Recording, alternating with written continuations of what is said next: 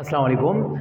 हमारा आज का जो लेक्चर है वो इनकम स्टेटमेंट और बैलेंस शीट के एडजस्टमेंट्स का है। यानी कि हम लोग जो एडजस्टमेंट्स करते हैं वो अमाउंट हम कैसे और कहाँ कहाँ कैसे लिखते हैं। क्लियर।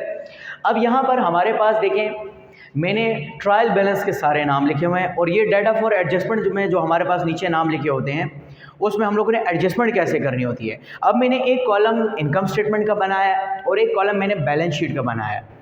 अक्सर बच्चों को जब ग्रॉस प्रॉफिट का क्वेश्चन कर लेते हैं तो उनको ऑपरेटिंग एक्सपेंसेस में एडजस्टमेंट में बहुत मसला होता है। तो वो जो मसलों का हल है वो हमने यहाँ पर क्लियर करना है ताकि आप लोगों को इश्यूज़ ना हो कि हमने एडजस्टमेंट कैसे करनी है, हमने इनकम स्टेटमेंट में कौन सी अमाउंट लिखनी है और बैलेंस शीट में कौन सी लिखनी है। सबसे पहले तो आपको बताता चलूँ कि इनकम स्टेटमेंट में अगर देखा जाए आप लोग सिर्फ और सिर्फ इनकम्स और एक्सपेंसेस रिकॉर्ड करते हैं, यानी कि जो आपने कमाया है और जो आपने खर्च किया है, ये माइंड में रखिएगा तो कभी भी गलत नहीं होंगे। और बैलेंस शीट, बैलेंस का मतलब है बकाया, यानी बकायाजात की शीट। जो बकाया बच गया है वो बकायाजात की शीट में जाता है। यानी इनकम स्टेटमेंट में इनकम और एक्सपेंसेस लिखते हैं और बैलेंस शीट में एसेट्स, कैपिटल, लायबिलिटीज चली जाती है। ठीक है। अगर देखा जाए इनकम स्टेटमेंट जब आप लोग बनाते हैं तो आप लोग बिल तरतीब तो ग्रॉस प्रॉफिट तक नाम लिख लेते हैं, ऑपरेटिंग एक्सपेंसेस में फिर आपको इशू होता है। अब देखिए हमारे पास पहला जो है प्री पेड रेंट लिखा हुआ है 10,000 रुपीज़। प्री पेड से मुराद ये है कि पहले से अदा किया है 10,000 रुपये। अच्छा, पूरा साल गुजरा, साल के एंड में डाटा फॉर एडजस्टमेंट में हमें पता चला कि अभी भी प्री पेड रेंट कितना है, 2,000 रुपये। ऊपर प्री पेड रेंट 10,000 है और नीचे प्री पेड रेंट क्या है, 2,000 है। ठीक है। देखें इसकी तरफ बाद में आता है, पहले मैं आपको एक छोटी सी एग्जांपल दे दूँ ताकि आप लोगों को कॉन्सेप्ट क्लियर हो जाए कि जो खर्च हुआ है वो कैसे लिखना है और जो बकाया बच गया वो कैसे लिखना है। देखिए एग्जांपल ये है कि यहाँ पर प्री पेड रेंट 10,000 और प्री पेड रेंट 2,000 की बात हो रही है। मैंने आप लोगों को स्टार्टिंग में एग्जांपल दे रहा हूँ कि मैंने आपको स्टार्टिंग में 10 पेंसिल्स दी। मैंने ये कहा कि मैं आपको पहले से दे रहा हूँ, ये 10 पेंसिलें लें, आपने पूरा साल इसको यूज़ करना है। अब क्या करते हैं, आप लोगों ने पेंसिल्स यूज़ करना स्टार्ट किए, करते करते पूरा साल गुजर गया।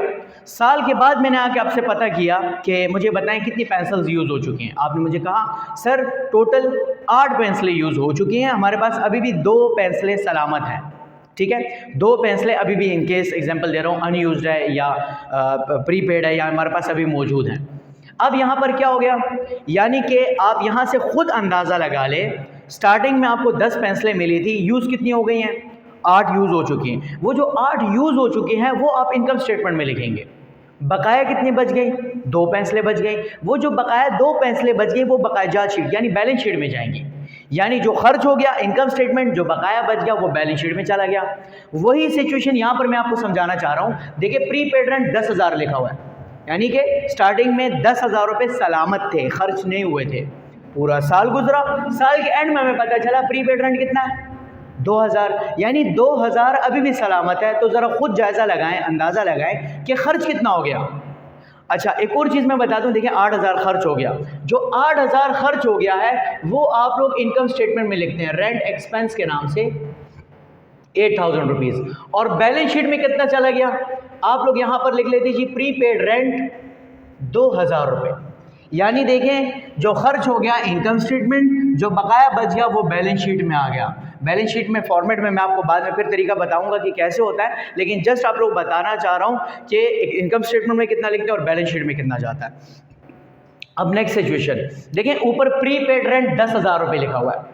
वही सिचुएशन हुई, आपने स्टार्टिंग में रेंट दिया, आपने उसको प्री पेड लिख लिया। अब देखिए यहाँ पर प्री पेड लिखने का हमारा मकसद क्या था। देखिए कुछ कंपनीज ऐसी होती हैं जो एडवांस में रेंट देकर उसको एक्सपेंस में भी लिख सकती हैं और प्रीपेड के नाम से भी लिख सकती हैं, वो उनकी अपनी मर्जी है। उनको पता है तो खर्च हो जाएगा, कुछ बचेगा तो देखा जाएगा। हमें असलियत क्या चीज़ बताती है, वो डाटा फॉर एडजस्टमेंट बताता है। यानी कि ऊपर हमने जायज़ा यानी अंदाज़ा लगाया था कि हो सकता है खर्च हो जाए, हो सकता है ना हो जाए। असलियत का हमें डाटा फॉर एडजस्टमेंट बताता है कि असल में इतना प्रीपेड है और असल में इतना खर्च हुआ है। तो देखें ऊपर प्रीपेड रेंट 10,000 लिखा हुआ था, पूरा साल गुजरा, साल के एंड में हमें पता चला प्रीपेड रेंट 1,000 है। अब देखें बात वही आ जाती है, पेंसिलों की मिसाल देता हूँ। तो स्टार्टिंग में 10 पेंसिलें दी थी, पूरा साल गुजरा, साल के एंड में आप क्या, मैंने आपसे पूछा कि कितनी पेंसिलें बच गई, आपने कहा 1 पेंसिल बच गई। तो खर्च कितनी हो गई, 9 हो गई ना। तो आप लोग इनकम स्टेटमेंट में रेंट एक्सपेंस के नाम से 9,000 रुपये लिखेंगे और बैलेंस शीट में कितना चला गया, प्रीपेड के नाम से 1,000 रुपये लिख लेंगे। यानी जो खर्च हो गया इनकम स्टेटमेंट, जो बकाया बच गया वो बैलेंस शीट में आ गया। Next situation number 3, prepaid rent 10,000 लिखा हुआ है। अब देखिए वही बात हो गई, 10,000 प्रीपेड है, पूरा साल गुजरा, साल के एंड में आपको पता चला रेंट एक्सपेंस कितना है 8,000। अब देखिए डेटा फॉर एडजस्टमेंट हमें खुद बता रहा है कि 8,000 एक्सपेंस हो चुका है। यानी डेटा फॉर एडजस्टमेंट मैंने पहले आपको बताया है, ऊपर अगर प्रीपेड लिखा हो, एक्सपेंस लिखा हो, तो उससे हमें कोई यानी मकसद नहीं है। हमारा जो मेन मकसद है वो डेटा फॉर एडजस्टमेंट से है। डेटा फॉर एडजस्टमेंट जो बताता है हम उसी चीज़ को लागू करते हैं। यानी अगर इन केस नीचे डेटा फॉर एडजस्टमेंट में एक्सपेंस का नाम आ जाए तो वही आपका एक्सपेंस है, वही आप लोग डायरेक्ट लिखेंगे। यानी बात वही हुई, स्टार्टिंग में 10 पेंसिलें आपको दी गई, पूरा साल गुजरा, साल के एंड में मैंने आपसे पूछा कितने खर्च हुआ, आपने डायरेक्ट मुझे बता दिया सर 8 पेंसिलें यूज़ हो चुकी है, 8,000 खर्च हो गया। तो आप खुद सोचिए इनकम स्टेटमेंट में हम क्या लिखेंगे, 8,000 लिखेंगे। बैलेंस शीट में कितना चला गया, 2,000 बैलेंस शीट में बकाया जो बच गया। ये थी थर्ड सिचुएशन। अब आते हैं फोर्थ सिचुएशन। देखें ऊपर प्रीपेड रेंट 10,000 लिखा हुआ है, पूरा साल गुजरा, साल के एंड में हमें पता चला रेंट एक्सपेंस कितना है 7,000। वही बात हुई, ऊपर 10 है, 10,000 प्रीपेड था, साल के एंड में पता चला कि 7 खर्च हो गया। तो जो 7 खर्च हुआ है वही डायरेक्ट ले लेंगे इनकम स्टेटमेंट में। और बैलेंस शीट में कितना चला जाएगा, बैलेंस शीट में जी आ जाएगा जी 3,000, बकाया 3,000 बच गया, बकाया जात की शीट में आ गए। Next situation number 5। अब देखिए यार रेंट एक्सपेंस लिखा हुआ है। देखिए बात वही हो गई कि आपने एडवांस में रेंट दिया, आपने कहा ये खर्च हो जाएगा सारे का सारा, आपने उसको एक्सपेंस में लिख लिया, आपने कहा खर्च हो जाएगा। जैसे मैंने आपको 10 पेंसिलें दी, मैंने उसको डायरेक्ट लिख लिया कि ये खर्च हो जाएंगी, मेल चला गया। अब पूरा साल गुजरा, साल के एंड में पता चला रेंट एक्सपेंस कितना है 9,000। यानी जब साल के एंड में मैं आया, मैंने आपसे पूछा कितनी पेंसिलें यूज़ हुई, आपने कहा सर 9 पेंसिलें यूज़ हुई हैं, तो बकाया तो फिर भी बच गई ना। तो आप लोगों के पास जो खर्च हुए, देखिए ऊपर भी एक्सपेंस लिखा हुआ था, ऊपर वाले से हमारा कोई लेना देना नहीं, हमारा मेन मकसद डेटा फॉर एडजस्टमेंट से है। डेटा फॉर एडजस्टमेंट जो चीज़ बताता है वही चीज़ लागू करते हैं। तो हमारा 9,000 एक्सपेंस हुआ है, तो 9,000 हमने इनकम स्टेटमेंट में लिख लिया। बैलेंस शीट में कितना चला जाएगा, जो 1,000 बकाया बच गया वो बैलेंस शीट में चला गया।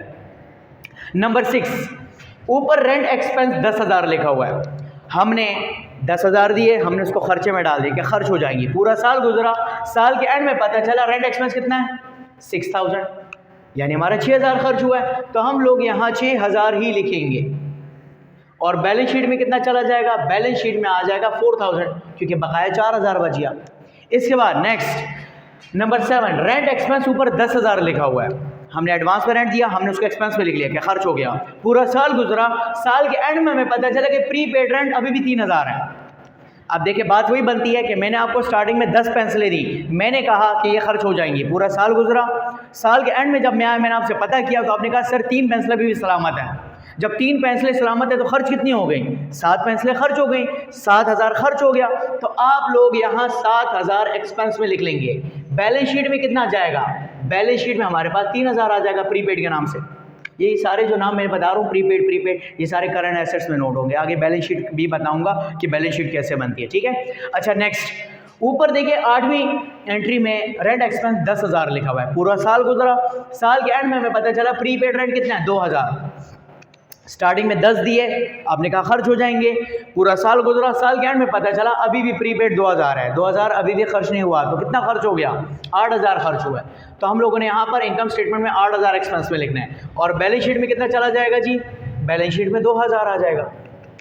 अब जो 9th सिचुएशन है 9वीं, ये बहुत इंपॉर्टेंट है। अक्सर बच्चे इसमें कंफ्यूज होते हैं कि 9वीं एंट्री में हम जैसे हमारे पास देखें ऊपर रेंट एक्सपेंस 10,000 लिखा हुआ है, बात वही होगी, मैंने 10 पेंसिलें दी, 10 पेंसिलें मैंने खर्चे में डाल दी। पूरा साल गुजरा, साल के एंड में हमें पता चला आउटस्टैंडिंग, एक्रूड, अनपेड या रेंट पेबल आ जाए, तो आप लोग समझ जाएं कि ये अनपेड है, बकाया है जो देने हैं। जैसे एग्जांपल दे रहा हूँ, मैंने आपके पास 10 पेंसिलें छोड़ी, मैं चला गया, ठीक है, मैंने कहा यूज़ करने आपने, मैंने उसको एक्सपेंस में भी लिख सकता हूँ कि मैंने कहा खर्च हो जाएंगी। पूरा साल गुजरा, जब साल के एंड में मैं आपके पास आया तो मैंने कहा कि कितनी पेंसिलें यूज़ हुई। आपने कहा सर आपने जो हमें 10 पेंसिलें दी थी वो तो यूज़ हो चुकी, लेकिन हमारे पास कम पड़ रही थी क्योंकि हमारा काम ज़्यादा था। हमने क्या किया है, हमने स्टेशनरी से 4 पेंसिलें और लेकर आ गए, हमने 4 पेंसिलें और भी यूज़ कर ली। अब मुझे पता है कि मैंने जो इनको 10 पेंसिलें दी थी उसकी मैंने पेमेंट की थी। अब जो ये 4 पेंसिलें और यानी कि उधार पर उठा के लाए हैं, वो 4 पेंसिलों की भी तो मैंने पेमेंट करनी है ना। तो इस साल टोटल कितनी पेंसिल्स यूज़ हो चुकी हैं, टोटल 14 पेंसिल्स यूज़ हो चुकी हैं। एग्जांपल दे रहा हूँ, हमने स्टार्टिंग में 10,000 रेंट दिया था, पूरा साल गुजरा,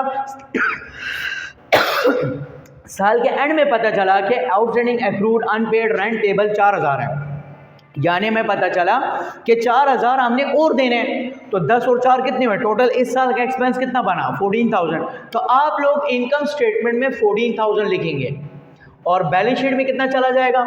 अब बेटा देखिए बैलेंस शीट में ये होता है, देखिए ये तो बकाया बच गया था, ये जो बचा है ये करंट एसेट्स में आप लोग प्रीपेड के नाम से लिखेंगे। लेकिन ये जो 4000 बकाया है ये आपने देना है ना, पेड करना है, तो ये आप लोग बेटा इक्विटी साइड पर रेंट पेबल के नाम से 4000 रुपये लिखेंगे। वो जब बैलेंस शीट में जाएंगे तो फिर सिचुएशन समझाऊंगा। अब सिर्फ बता रहा हूँ कि जो बकाया 4000 है ये हमने देना है, ये भी हमारे ऊपर बकाया है, बैलेंस है, तो इसलिए हमने बैलेंस शीट पे इसको भेज दिया। क्लियर। अब next situation last, rent expense ऊपर 10000 है, हमने एडवांस में रेंट दिया, हमने इसके एक्सपेंस पे ले लिया, पूरा साल गुजरा, साल के एंड में हमें पता चला rent expense for the year 16000। ये बात वही बनी कि मैंने आपको 10 पेंसिलें दी, पूरा साल गुजरा, साल के एंड में पता चला कि मैंने आपसे पूछा कि कितनी पेंसिल्स यूज़ हो चुकी हैं